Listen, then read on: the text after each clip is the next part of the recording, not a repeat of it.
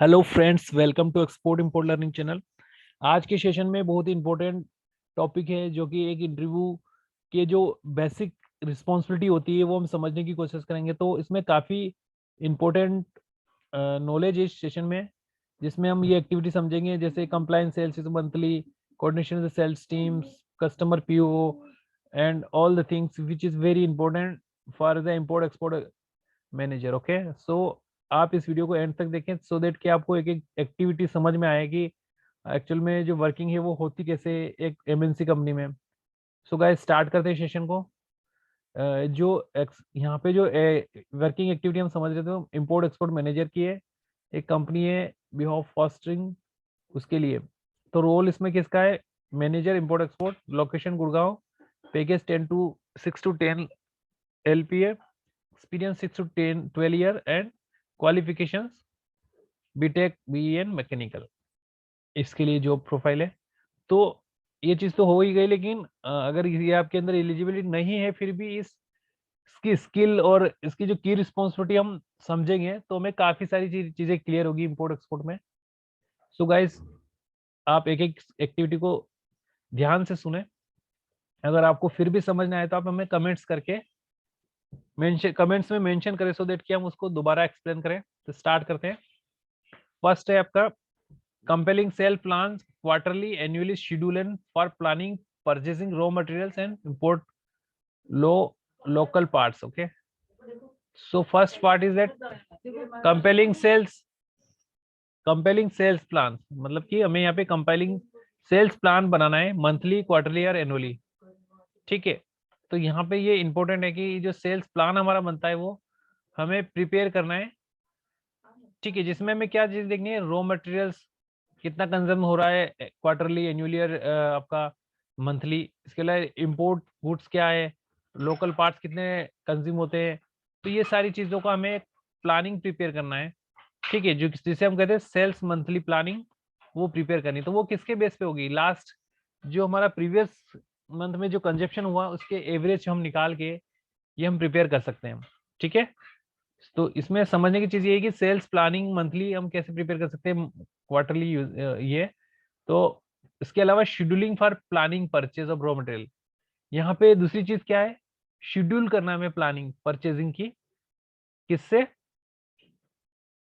Vendor से। ठीक है, कब हमें किस टाइम पे ये खरीदना है उसका स्लॉट बनाना है। ठीक है, जैसे मैन्युफैक्चरिंग प्रोसेस के अंदर हम अगर मैन्युफैक्चरिंग चीज प्रोसेस को एनुअली, मंथली या क्वार्टरली एनालिसिस करें तो हमें समझ में आता है कि कौन से सीजन में कौन सी चीजें चाहिए।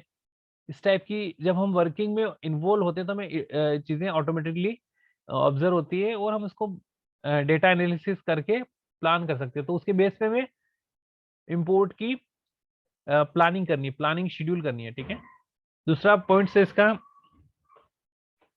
Coordination with the sales team and customer for PO.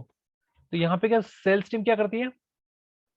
Contact with the customer. Okay, तो हम यहाँ पे जैसे एक्सपोर्टर है तो क्या होगा, हम अपनी सेल्स टीम जो होगी वो क्या करेगी? कस्टमर से कांटेक्ट करेगी और अपने गुड्स की और ऑर्डर के लिए बात करेगी। तो यहाँ पे हमें सेल्स टीम से कांटेक्ट करना है एज ए एक्सपोर्ट मैनेजर की। आप उनसे फॉलोअप लीजिए बायर से कि वो हमें परचेज ऑर्डर दें। ठीक है, क्योंकि परचेज ऑर्डर नहीं मिल रहा है या फिर जो भी रिक्वायरमेंट है वो उसके लिए हमें कोऑर्डिनेशन करना है सेल्स टीम और कस्टमर पीओ, मतलब कि जो कस्टमर हमारा परचेज ऑर्डर बनाता है गुड्स खरीदने के लिए, उसके लिए उस पर काम करे। ठीक है, तो सेल्स टीम कौन होती है? जो कि डायरेक्टली कनेक्ट होती है बायर से। ठीक है, तो यहाँ पे सेल्स टीम का बहुत इंपॉर्टेंट रोल होता है, तो उससे हमें फॉलोअप लेते रहना है। ठीक है, sales team customer requirement coordinating and internally for planning dispatch. ठीक है, यहाँ पे हम जो यहाँ पे एक्सपोर्ट मैनेजर हैं तो हमारी रिस्पॉन्सिबिलिटी क्या है कि हमें कोई चीज चाहिए कि या डॉक्यूमेंट डॉक्यूमेंट या कुछ चीजें इंपॉर्टेंट होती है वो तो हम कैसे करेंगे? हम डायरेक्टली कस्टमर से कांटेक्ट नहीं करेंगे, हम सेल्स टीम के थ्रू कांटेक्ट करेंगे। ठीक है, जो हमारी सेल्स टीम है हमारे ऑफिस में, उसको हमें जो भी प्रॉब्लम आएगी, जैसे हम डिस्पैच प्लानिंग कर रहे हैं, ठीक है, तो हमें क्या करना है? सबसे पहले उसकी कंट्री की रिक्वायरमेंट डॉक्यूमेंट पूछनी है। तो हम क्या करेंगे? हम सेल्स टीम को बोलेंगे कि आप कस्टमर से बात करो कि वहां की कंट्री के लिए इंपोर्ट के लिए अगर कोई स्पेशल डॉक्यूमेंट चाहिए तो वो हमें बताइए। तो ये हमें वर्किंग कैसी रहेगी, हमें कोऑर्डिनेटिंग इंटरनली ही करना है, डायरेक्टली नहीं करना है, ठीक है। इसके बाद और क्या एक्टिविटी है, एक्टिविटी है आपकी सर्विस ऑर्डर, इनवॉइस, डिलीवरी और notes and creation and approval of dispatch. तो ये डॉक्यूमेंट हमें प्रिपेयर करना है, सर्विस ऑर्डर में एसएपी में बनाना है, इनवॉइस भी बनानी है और डिलीवरी नोट्स बनाने हैं। ये सारे एसएपी में अपने आप बन जाते हैं, सिर्फ हमें डिटेल्स फीड करनी होती है, ठीक है। जैसे सेल्स टीम जैसे ही परचेज ऑर्डर का क्रिएट करती है, तो उसके रिस्पेक्ट में ये जैसे मैन्युफैक्चरिंग टीम इसको ऑर्डर जनरेट करके उसमें एसएपी में गुड्स की एंट्री करती है, तो ये कुछ डॉक्यूमेंट अपने आप प्रिपेयर हो जाते हैं। उसमें हमें सिर्फ कुछ स्पेशल डिटेल डालनी होती है, वो हम डाल देते हैं, ठीक है। तो ये एक एक्टिविटी हो गई आपकी। इसके बाद अगर नेक्स्ट बात करें तो हमारे पास जो न्यू रिस्पॉन्सिबिलिटी होगी वो क्या होगी, next responsibility coordination with the forwarder for the rate finalisation. ठीक है, यहाँ पे हमें फॉरवर्डर से रेट फाइनलाइज करने हैं कि मंथली कितने रेट लगेंगे, क्या चार्जेस होंगे, ठीक है।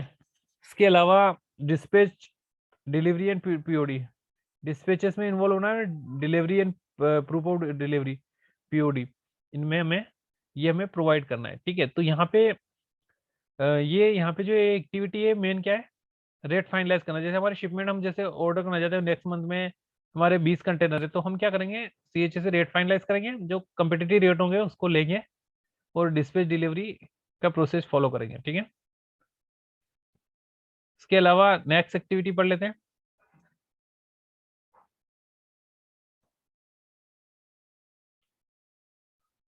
नेक्स्ट है आपका controlling, maintaining and customer satisfaction data.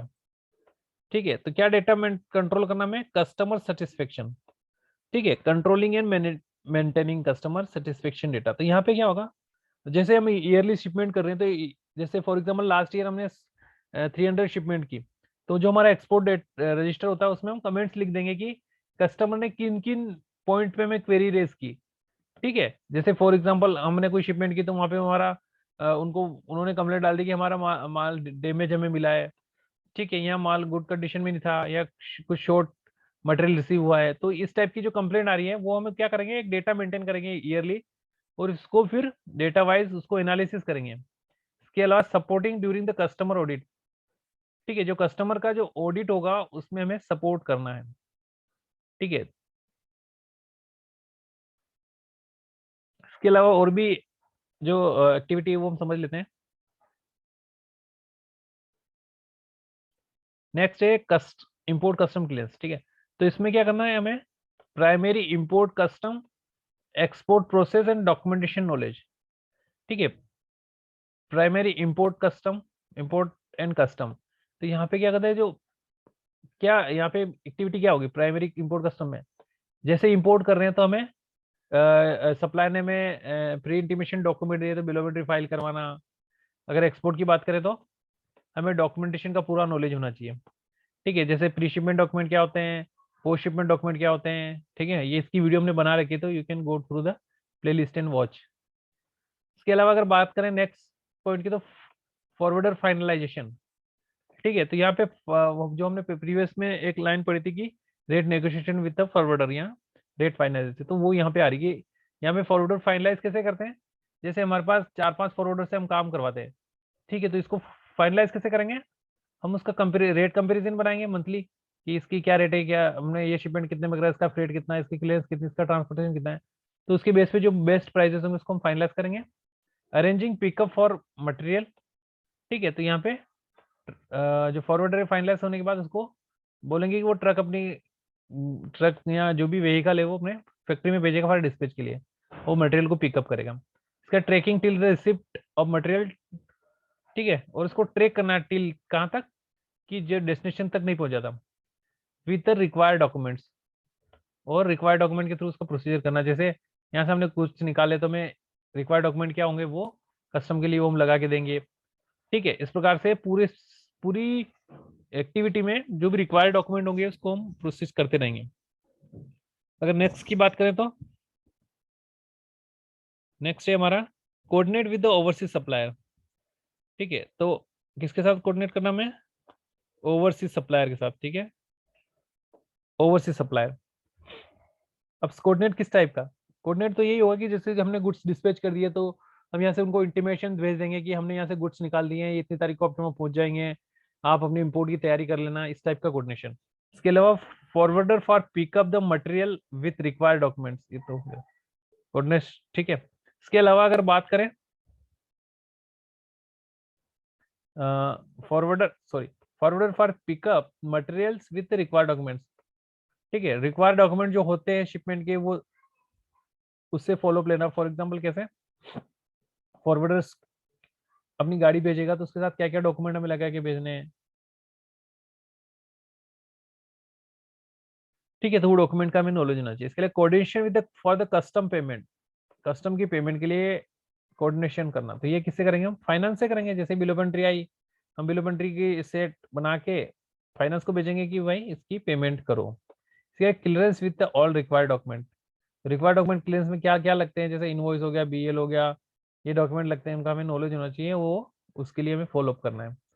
Complete inbound and outbound logistic control with optimum cost, ठीक है। जैसे इंपोर्ट में जो हमारा फ्रेट लग रहा है उसको हम क्या करेंगे, मिनिमम ऑप्टिमम कॉस्ट पे लेंगे। फॉर एग्जांपल जैसे हम ट्रांसपोर्टर से बात करेंगे, ठीक है, कौन सा बेस्ट प्राइस दे रहा है। जैसे हमें नावा शिवा से कार्गो हमारी फैक्ट्री में डिलीवर करना है, तो यहाँ पे सिर्फ जो हमारी फैक्ट्री जो है नवा शिवा से 250 किलोमीटर दूर है, तो हम क्या करें, 250 किलोमीटर के रेट लेंगे 3-4 ट्रांसपोर्टर से, जो ऑप्टिमम कॉस्ट होगी उसको हम ये बोलेंगे कि आप ये क्लियर कर दो, ठीक है।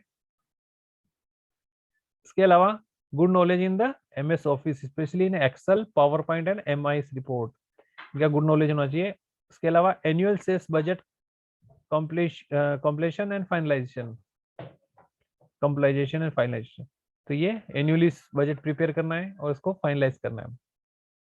सो गाइज, कुछ एक्टिविटी हमने इस सेशन में समझी है जो कि बहुत इंपॉर्टेंट होती है इंपोर्ट एक्सपोर्ट के केस में, ठीक है। तो इस सेशन के थ्रू हमने समझने की कोशिश की कि क्या इनका वर्किंग प्रोसीजर रहता है, कैसे एक्टिविटी स्टार्ट होती है।